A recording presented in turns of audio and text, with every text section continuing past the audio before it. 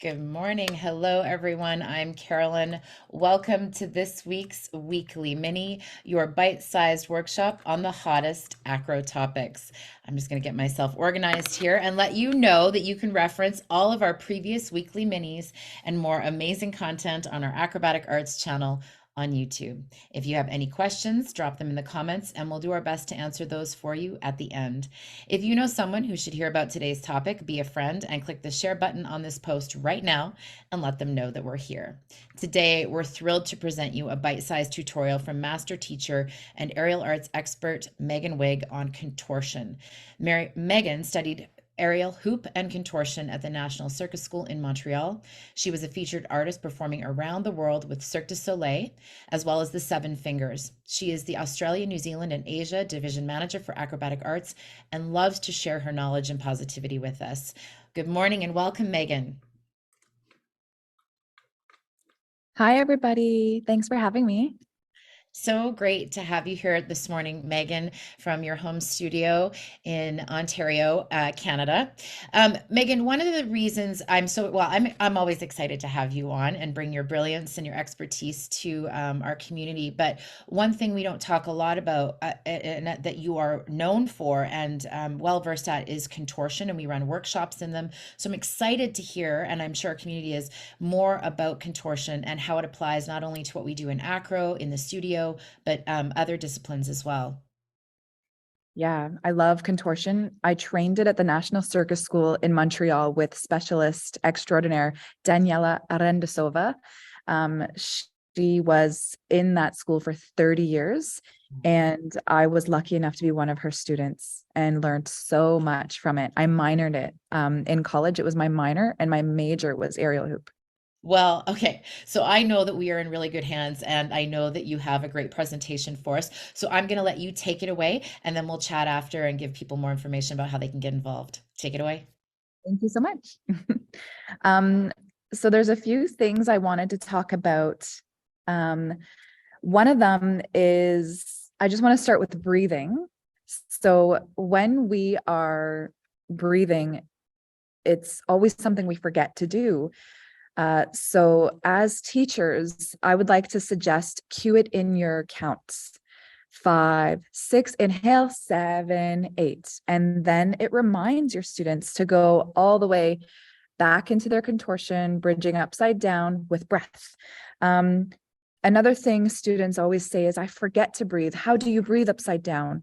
So I'm going to give a little analogy. In the coldest winter of Canada, when we're going outside, it's so cold that your nose just runs with the cold and you take quick breaths like that.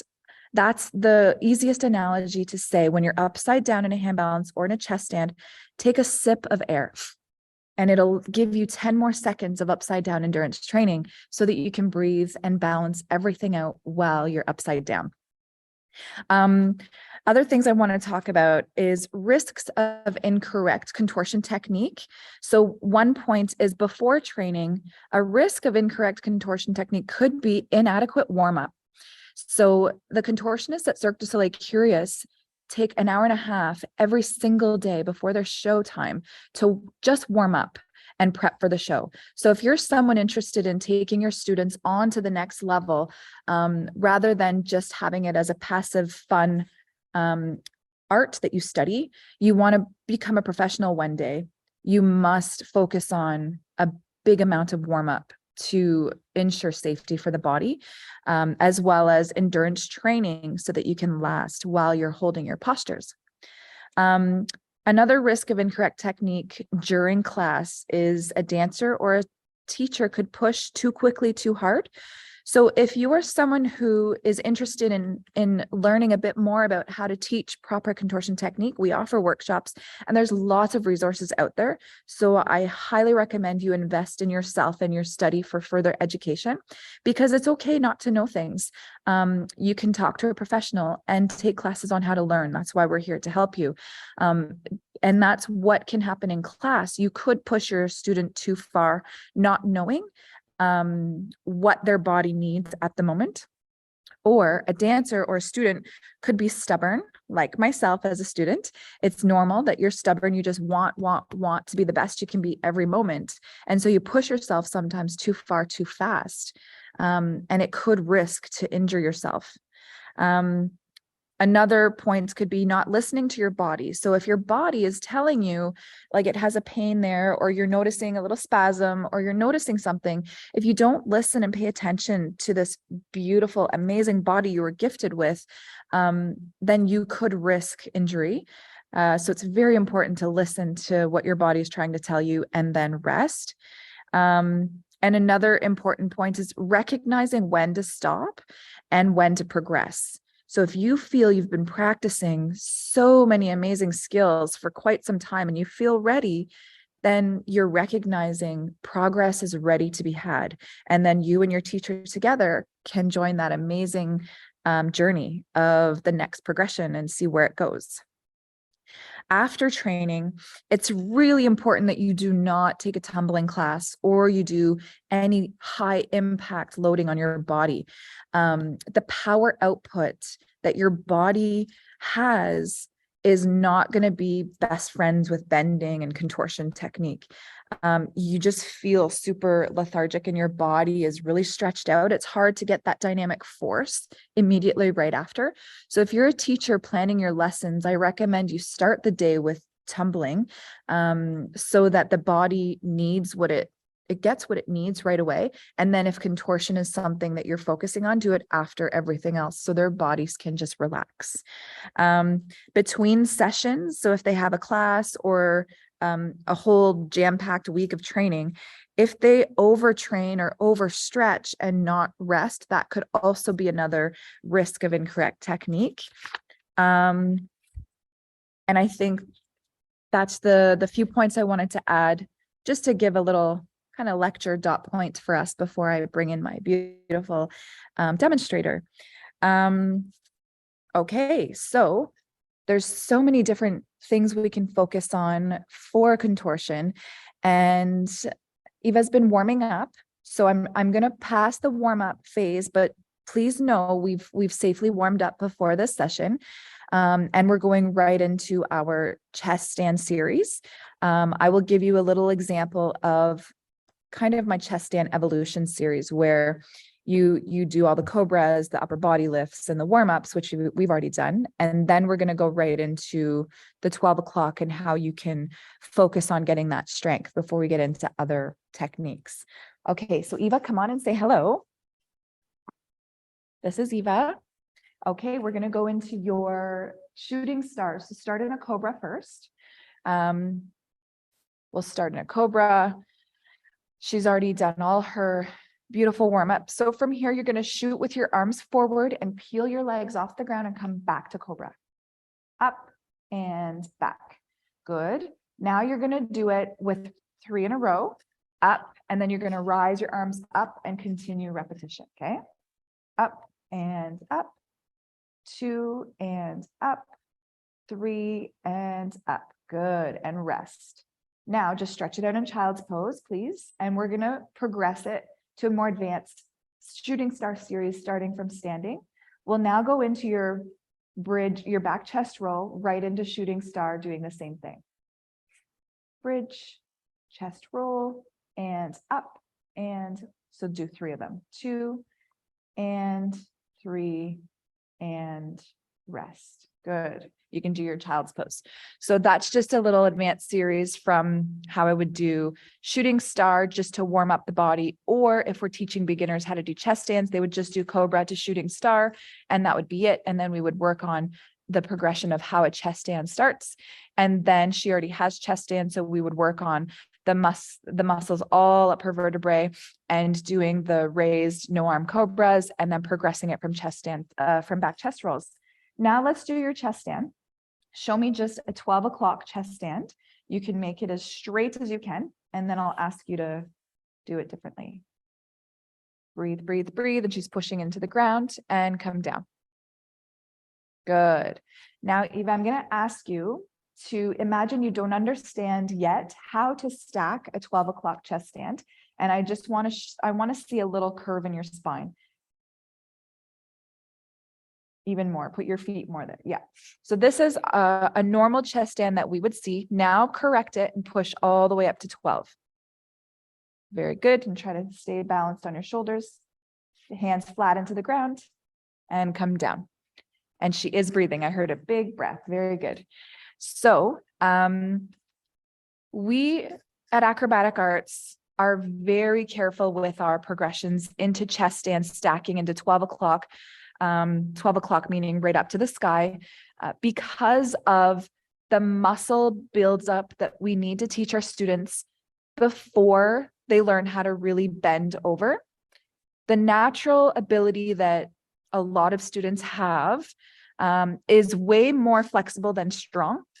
So we need to break that apart and build strength within their spine and in between each vertebrae so they can sustain the balancing that's required. That's why we go to holding a 12 o'clock chest stand first before we can play around with more vocabulary. Okay, so I'm just going to guide you how I would help a student who's arching and not strong enough yet or understanding yet the muscle memory, how to do that. So go back into your arch over. Arch a little bit more. So let's say this is her natural chest stand. I'm just going to grab her ankles and pull up. I'm not pressing down or hurting anything. I'm going to pull up and push into the ground. And there I'm going to guide her. Now try to hold it, hold it, hold it. And I'll be there just in case. And then you can come down. Thank you. Very good, Eva. You can go in child's pose while you're resting if you'd like. So it's important that you communicate with your students so they know what you're doing so you don't cause any fear for their body or their mind mentally.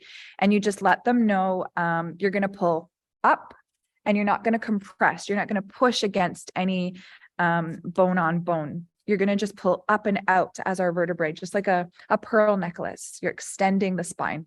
And then I've asked her to push into the ground to be able to sustain the new muscle memory we were creating. Okay, so then next, my next progression for chest stands, once they've mastered that, would be holding endurance. So it's important that you can breathe and hold a posture for so long, so then you can start working on developing even more skills. So the next progression would be, let's just go feet to head for now. Okay, so you go through your 12 o'clock and you breathe through feet to head. And breathe. And then I would hold it for a set time and count out loud to 3 for me, Eva. 2. And then gently come down. Okay, so let's say our set time for today was 10 seconds. As soon as she had her feet to her head, we would focus on the detail work of 10 seconds. And then I would ask her to count out loud so I can make sure her airways and everything is fine. And it doesn't sound like this. If it did sound like that, I would suggest making a more hollow shape with her shoulders or putting a little book underneath so we can lift up.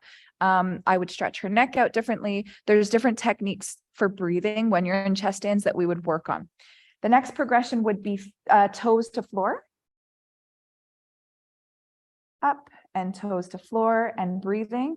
Then just stay there. The next progression would be feet to floor. And then the next progression would be straight. And the same thing goes with everything. And then you can come out of it. And then child's pose and breathe. So we take time to go deeper and deeper and deeper into the bend, focusing on breathing, focusing on alignment and technique, and also communicating, because while she's upside down, sometimes I'll lay in front of her, my students, and I'll talk to them while they're upside down. So it's a normal scenario, rather than feeling pressured and a whole bunch of scared energy coming to them. We want to make sure they're as relaxed as possible. And then we can explore different variations once we go through all the progressions. So why don't you do one more different variation? Why don't you do your scorpion one, or you can do 1 foot down, 1 foot up, or center split, or zigzag. So here, then we can start exploring different variations. Do one more variation. Nice. And then come down. Once we've worked the progressive system. Another thing is I ask them to come down. As you see, she's coming down with a split leg, and I ask each time to come down with the other side and the other side. So the exit and the entrance also get worked on for muscle memory, stamina, and endurance. Okay, so that is my chest stand chat. I'd like to go into a scorpion evolution just quickly. Scorpions are normally the biggest question I get. So I have my friend with me today, the ballet bar, and we have contortion class, and I call it a ballet contortion class because we do bar work first and then we go into the floor. So normally what I ask them to do is a series of batmas. So just do whichever leg you'd like to work. I'll hold this because it's not the wall. Just do 3 big batmas here. 1 and 2, stretch your knee. 3, good. We would do 8 to 10 of them, and then we would hold it, and then we would do little rebounds.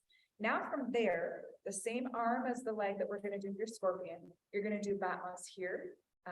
Just do 3 of them. And 1, 2, 3, good. Now I'm going to just guide you to go 1, 2, 3. And then did you notice how far her arm went, naturally going up and back? Now I'm going to step in here. Let's go to your half scorpion. So you're going to make sure your hips are square, and we're going to bend this leg a little bit more. And I'm going to hold this for a set time. And here, this is where I'm going to be a technician and really correct everything. And then I'm going to ask her to push her knee down, push, push, push for 3, 2, 1, and relax.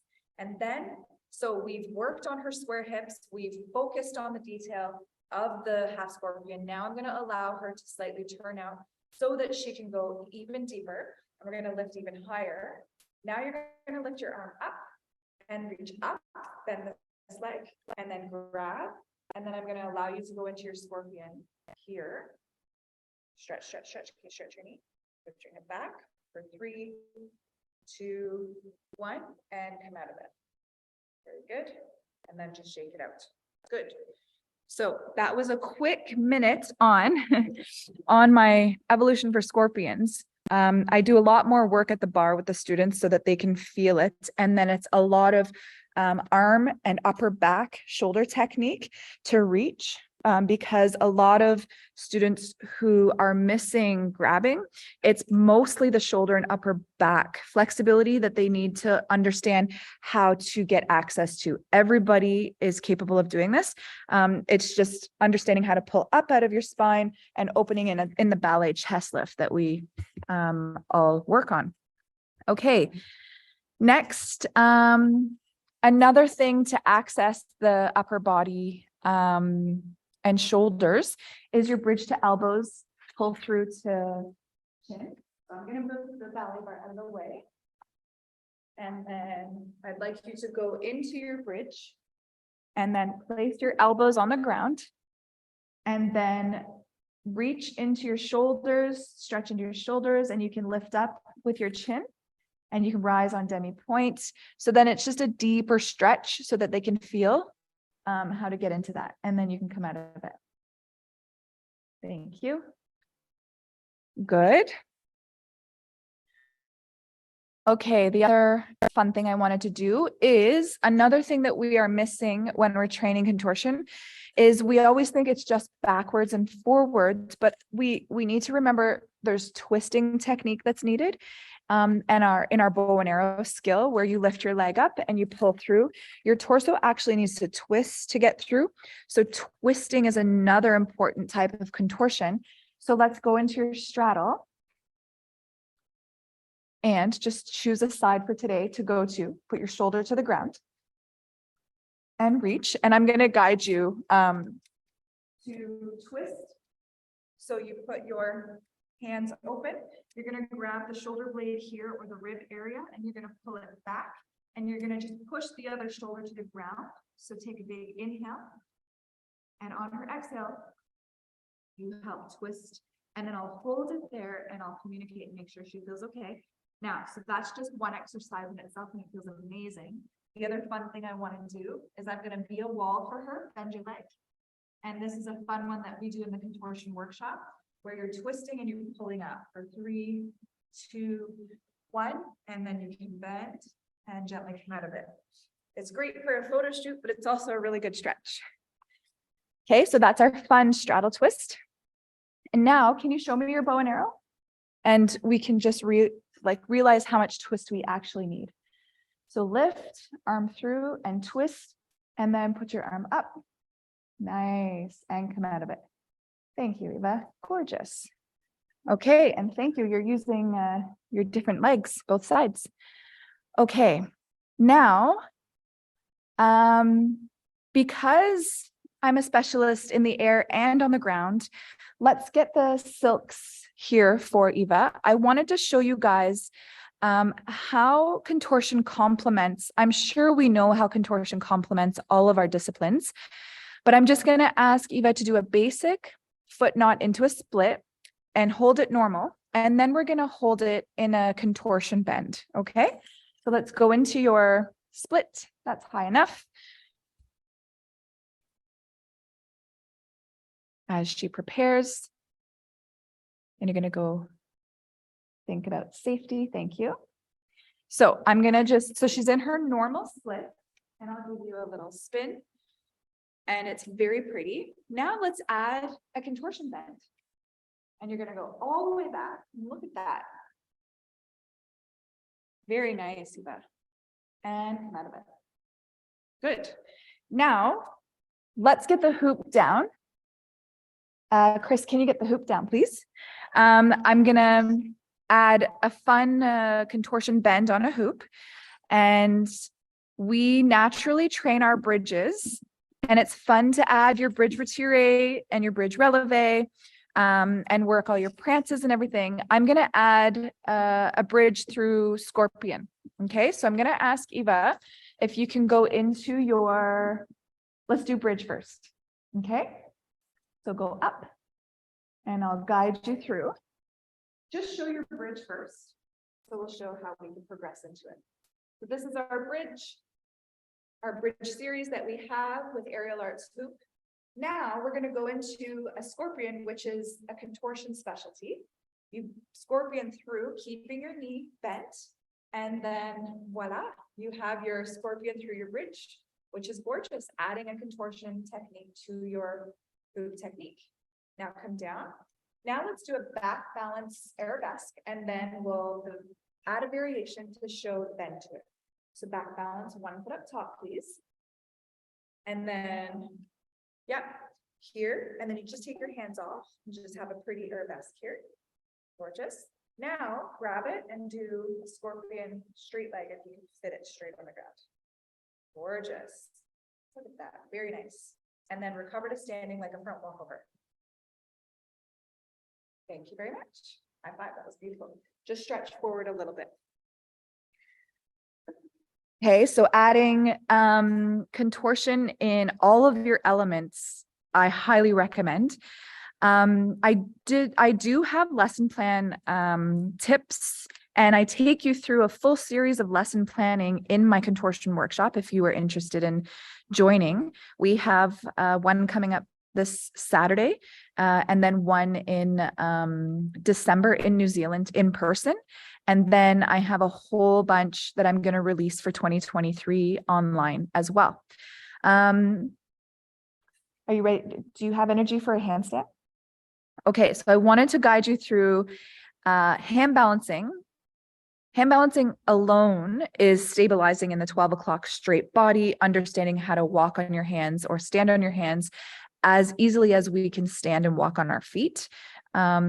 I believe everyone can do this. It's just the focus and the decision you make to put into the skill and the effort for that day. So I'm going to guide you right all the way to an advanced hand balancing series that we're working on with Eva for her solo. And she has a prop that she uses, but we'll do it on the ground today. Do you want to do it on the ground? I'll spot you. And so we'll go through it and then I'll talk after. So straddle. And then press all the way up to your handstand. And I'm going to step in here to spot. Now you're going to arch over. Now we're going to go into a one-arm contortion balance. So she's going to balance and twist more on one side and push into it and hold it for 3. Stretch your knee here. 2, 1, and go back. Now just go feet ahead. And you're hovering here. Now straight legs. Hovering here. Stretch, stretch, stretch. Good. And come back to straight handstand for 3, 2, 1, and down. Beautiful. Thank you very much. Okay, so it's really fun once your students understand the basics, the progressions, all the way up to the higher levels. The upside down brain can work with you. And I tend to prefer having a mirror in front of me when I'm guiding students through contortion hand balancing so they can understand where I'm taking them. So yeah, I think that's all I had for today. I wanted to just say contortion is a specialty. It's a specialized training. And if you are interested in adding it into your studio, or as a student, adding it into your routine, you must add it separately. Take it away from all the other classes you're doing, and it needs its own focus. Okay, I'm so glad you made that clarification.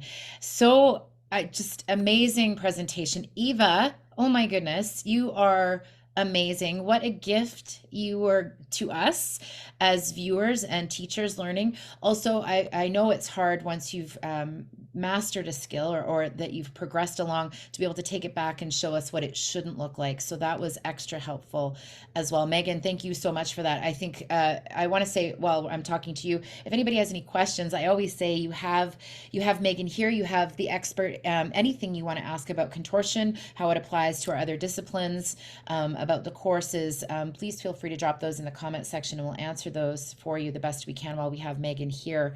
But really amazing. I love how you also showed, those things, and we talk about this, but the progressions from what we know, and taking them to that next level with the contortion, not only in our acro skills, but also on the silks and the aerials. It's quite remarkable, that next level that it takes. But as you said, it does require specific discipline and focus. Is yes, very much so, right?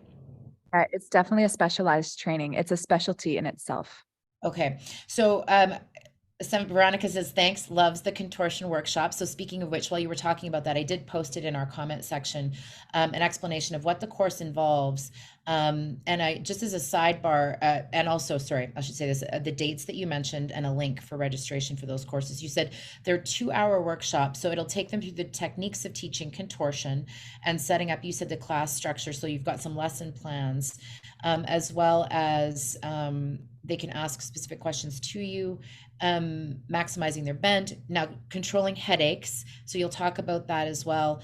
Just as a sidebar, I was going to say the podcast episode launched today through Acrobatic Arts is you, talking about headaches as well. So I was saying it's Meaghan Day here at Acrobatic Arts. So lots of content in 2 hours. Yes.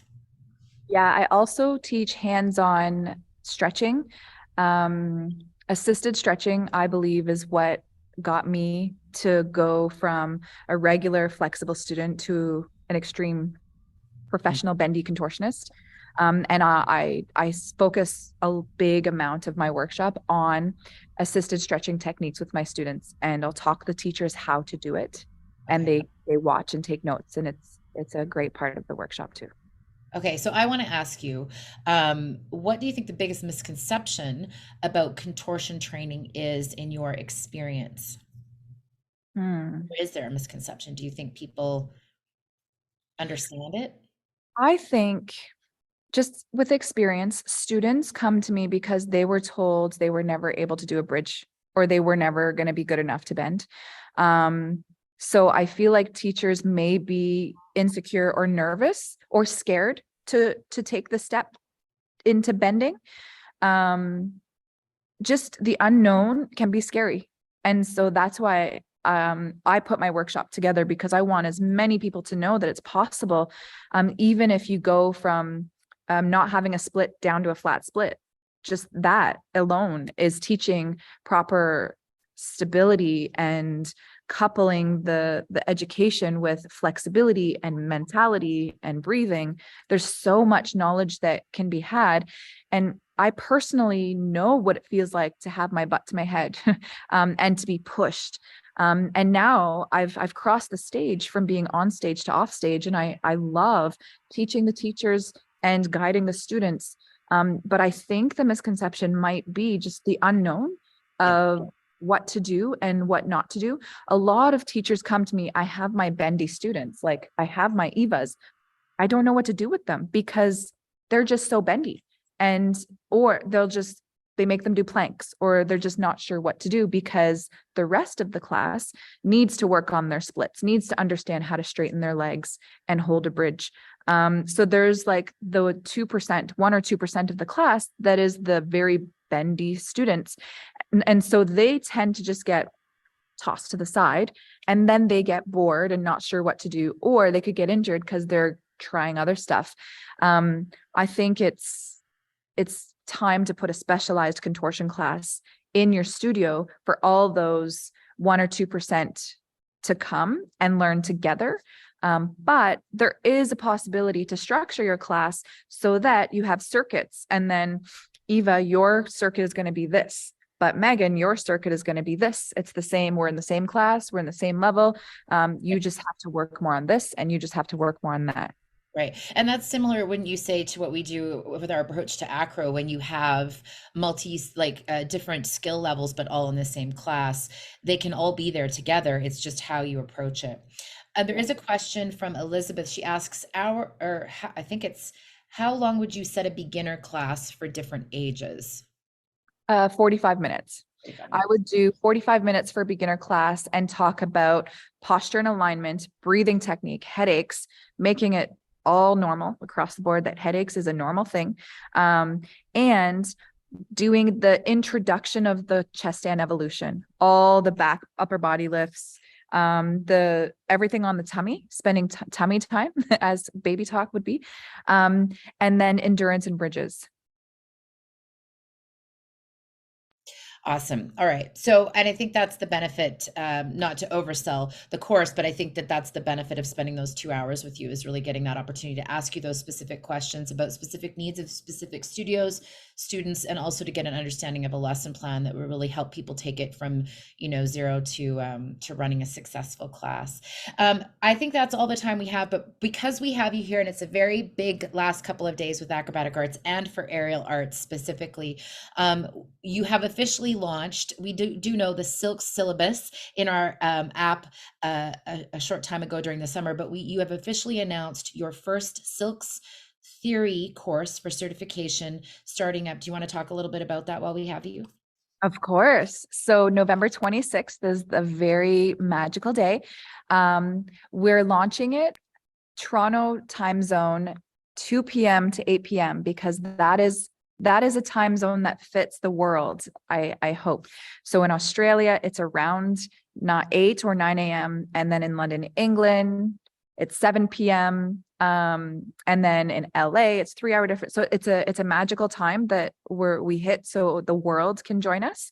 And the Silks theory is going to be lecture talk. We're going to talk about different rigging points and safety tips on hanging, climbing, and strength. Learning the material apparatus. It's completely different to a hard apparatus. It's a soft apparatus. And there will be amazing demonstrators there to learn from. And my co-course conductor, Miss Dustine, will be there as well. We're really excited. We are thrilled. So if you would like more information about that, I will put the link when we're wrapping up today in the comment section for people, but it is now available through acrobaticarts.com on our website. And if you haven't already, join us on Instagram. We've got information there as well under Aerial Arts Official. That's us. I don't see any more questions, but Meaghan, you brought it again. Eva, thank you so much as well for being such a great demonstrator. And I know Chris was in the background helping out with rigging and lighting and all sorts of things this morning. So thank you to you all. We are better for all of you, and we are so, so grateful. If you are interested in benefiting from the expertise of master trainers and skilled professionals like Meaghan Wegg with the goal of enhancing dancer results, skills, and potential, Visit Acrobatic Arts for upcoming opportunities like our contortion workshop this Saturday. Don't miss out. Thank you again to Eva, Megan, Chris. Thank you, teachers, for joining us for this weekly mini. Join us again next week. Thank you very much. See you then.